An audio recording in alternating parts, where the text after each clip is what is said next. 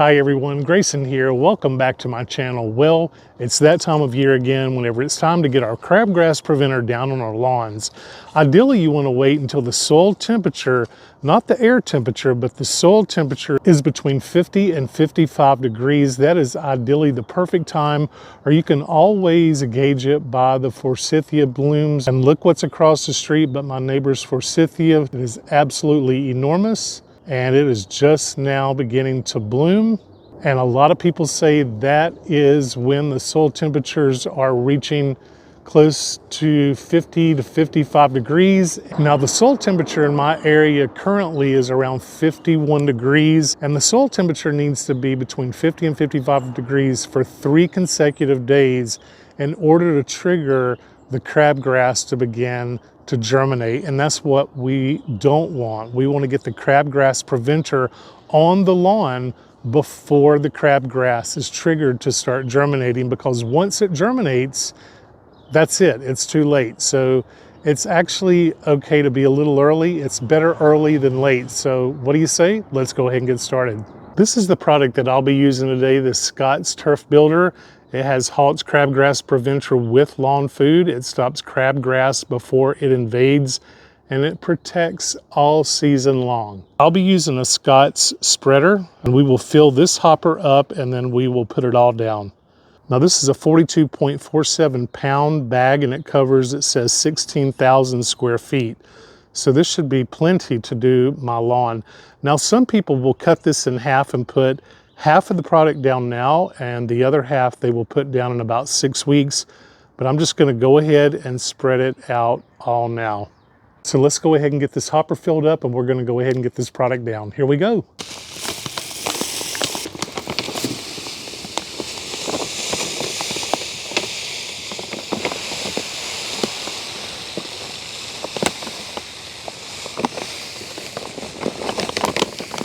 It's a very interesting color.